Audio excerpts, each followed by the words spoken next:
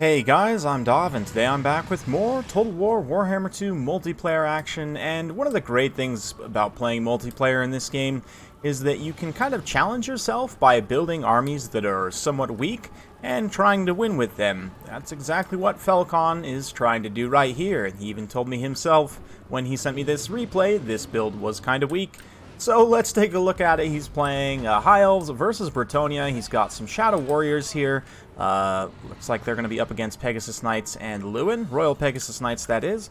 Got a Princess here, a Fireborn, some Lothern Sea Guard, Spearmen, Mage Lore of Heavens, and a couple of Eagle Claw Bolt Throwers. So yeah, lots of spears and bows, but not a whole lot of meat. It's very, very thin without a whole lot of stopping power. I mean, yes, the Lothern Sea Guard have some stopping power at range, not the best AP values, same thing in melee, and they also are not cost-effective at fighting peasants at all either. I mean, the Princess has some punch. She's going to get some buffs here and go in after these Royal Pegasus Knights who are getting way too over-aggressive, going after these Shadow Warriors here, also just taking all of the Bolt Thrower fire to the face. The Bolt Throwers are a bit of punch. That's one pretty decent option against Bretonnia. And, yeah, as for the Bretonnians themselves, they do have some more Royal Pegasus Knights, but unfortunately they did fail to bring a healer, which is very critical in a build like this. Battle Pilgrims up front. Looks like we have some Trebuchets in the back, protected by peasant mobs. Very interesting. But yeah, you can see the Fireborn just get absolutely crumped here by some Royal Pegasus Knights diving straight down onto them. That is a nasty situation. Gonna try and support with the Wind Blast, but it doesn't do a ton of damage to large units. Meanwhile, up and over the hill come these Knights of the Realm here, going to clash in the black-clad Lothern Sea Guard here. Very cool looking. They'll do okay against the Knights, especially in enough numbers like this. The support of the Dragon as well will help terrify away those Knights of the Realm, so pretty good stuff. The Fireborn were able to fend off the assault somewhat. They're going to charge downhill into those Battle Pilgrims. Battle Pilgrims now coming forward to start to deal with these Infantry, and the Lothern Sea Guard are going to struggle mightily against these Battle Pilgrims. Battle Pilgrims aren't very good units, to be honest. They aren't very cost-effective in a lot of situations. But this is one situation where they will be very cost-effective. They can basically trade like 1-to-1 here with these Lothern Sea Guard very efficiently. And yeah, even getting friendly fired by their own trebuchets will be able to win that engagement there pretty handily. Of course, the archers as well going to be mopped up by those Battle Pilgrims, so things looking a little bit rough. The Princess is having to hit and run quite a bit on her dragon. Just immediately come in, deck some Battle Pilgrims, and pull away there before Lewin gets his charge. Lewin, of course, regenerating, and still very dangerous. Stand your ground. He does not have a Sword of Corone either, but he's going to go ahead and pull away here.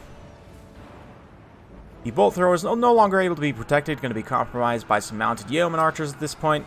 The Elf crews actually have 27 melee defense, so they might be able to hold out against this until the Dragon arrives. Princess is going to come bail them out, try and get the crew back online. Of course, these Yeomen with their poor leadership aren't going to last a whole long time. Whoop, one of those crewmen went for a ride. But you can see the Elf forces just kind of getting pushed back on all fronts, and this is what I meant. And I'm sure what Falcon meant as well when he said this build is kind of weak. It just doesn't have a lot of holding or stopping power, like a lot of really light units, to be honest. Shadow Warriors in particular, they can't really protect themselves. They're more expensive than Lothern Sea Guard, have worse volume of fire. Really what you're paying for is the Vanguard, stock, and 360 shooting. But, I mean, if we just compare missile damage real quick on these guys, Shadow Walkers obviously have a little bit more. I didn't even realize those were Shadow Walkers. That makes them a little bit better, maybe. They have poison at least. Yeah, Shadow Warriors only 4 AP, 18 missile damage overall. Meanwhile, these guys 4 and 15. So the Shadow Warriors only have slightly more missile damage than Lothern Sea Guard, and obviously Lothern Sea Guard have 8 more unit models to start and have spears, and yeah, just a more cost-effective unit. And even then, Lothern Sea Guard aren't wildly cost-effective in and of themselves. That is kind of just the High Elves' problem, to be honest. Very few of their units are cost-effective. Like, Melee Reavers, I would say, are one strong example in my mind of a very cost-effective unit if used appropriately. Other than that, though, like, there aren't a whole lot. The Bolt Throwers can be as well. Unfortunately, this Bolt Thrower crew now being compromised as well, and the Dragon Princess can't be everywhere at once. She's having to just, you know, try and one-man army this whole thing to victory, but Bretonnians have a pretty good lead on the balance of power at this point, and Yeah, these battle pilgrims are going to be pushing uphill. The the balance of power, rather, is being held up quite a bit by these trebuchets, and of course, Lewin being so healthy. Lewin's just an absolute powerhouse. The princess is going to have her work cut out, but she does have her bow ammo still. She's potentially got breath attacks, perhaps, so we'll see. There's a handful of Fireborn remaining, a literal handful. Taking some nasty fire there, but should see a breath attack here. Do some really good damage on Lewin. Roast out some of those Shadow Warriors, but yeah, they'll be fine. Pegasus Knights come in to mop up the Shadow Warriors as well. Dragon Princess comes down and gets a pretty good charge, but Lion Shield now active. Probably a little bit late. The Lion Shield will actually help resist the damage of breath attacks because they count as missile attacks. The Princess now at this point can't really pull away very efficiently. Thankfully, the Fireborn do come in for a nice little saving charge there that does allow the Princess to escape. As both throwers back online, these Battle Pilgrims are trying to finish them off, but yeah, Heaven's Mage still alive as well.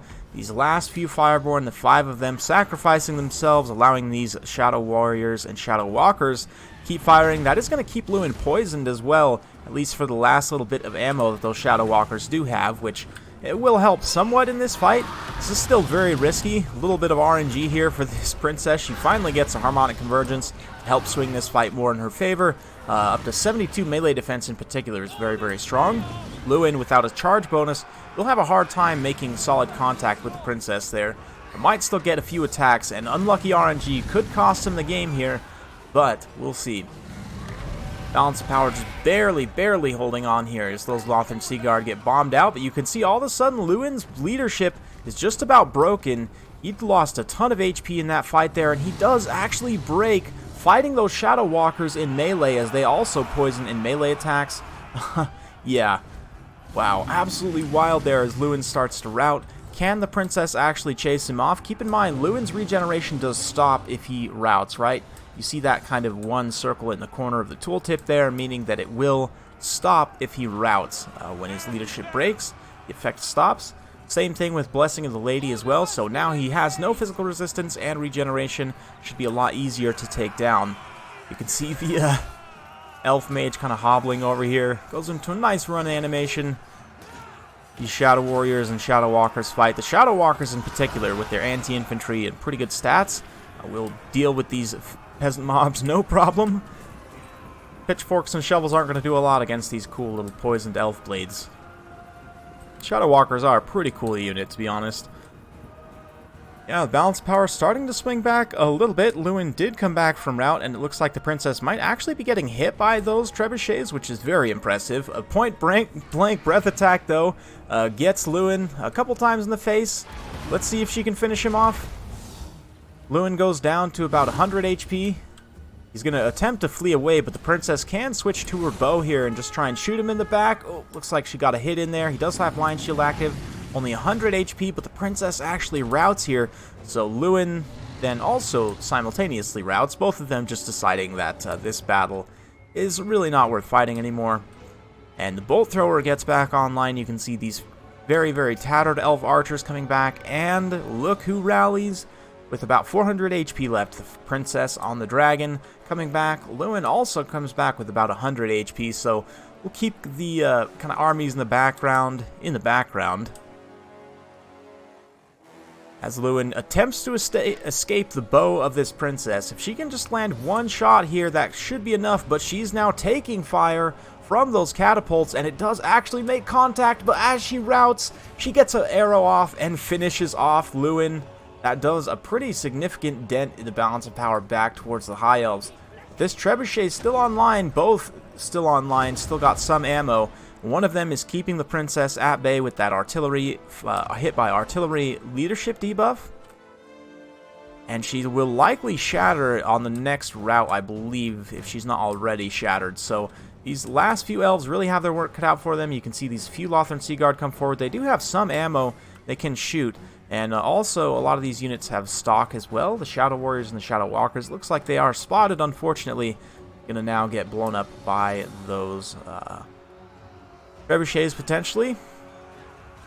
Last few Lothern Seaguard fighting some peasant mobs. Trebuchet not making great contact in the background there. But yeah, Tattered Lothern Sea Guard, they will just get straight up outnumbered by 100 peasant mobs. So yeah, that's not the greatest situation, but you can see the balance of power starting to turn as the Battle Pilgrims, last of the Battle Pilgrims actually flee away, and all of a sudden, the Shadow Walkers come in with their dual blades ready to carve up these trebuchets here. Oh yeah. The skilled peasants with their mallets and clubs and war picks, I say skilled, they're actually skilled in artillery, but they have no battle skills whatsoever. Just gonna get absolutely cut up by the Shadow Walkers here, and this mage. I don't think the princess is coming back. Yeah, she's long gone. And at this point, the balance of power turns. You can expect what's gonna happen from here. None of these units can really compete with the Shadow Walkers in melee. We have a look here, they're what, 42 and 29. I mean, the 29 melee defense isn't great, but a nice pocket wind blast takes out that last unit of peasants, and that's a victory. So a very well played to Falcon and his opponent Tyrion there. Super fun battle. Hopefully you guys enjoyed that one. It's definitely a fun one. Kind of challenging yourself to take, this is something I do all the time, challenging myself to take wacky kind of builds that I don't think should work even, or that are potentially very weak. Just seeing what I can do with them in quick battles potentially, or in even just in games with friends. It definitely can be a lot of fun. Yeah, for the Bretonnian side, I mean, obviously having a caster with this would be a lot better.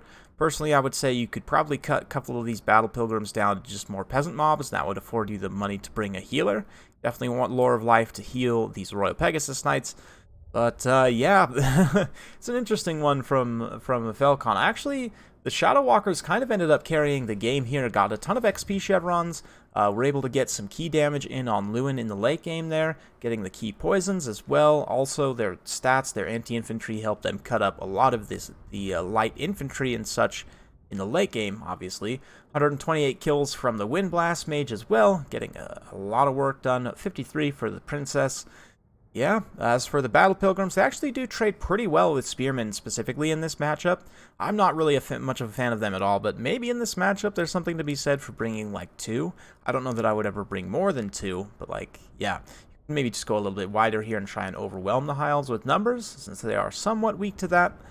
But just interesting builds all around, so hopefully you guys enjoyed this one. A little bit of a different video today. If you like this sort of content, be sure to like, subscribe, hit that bell notification button, so every time I upload a new video, you'll be notified.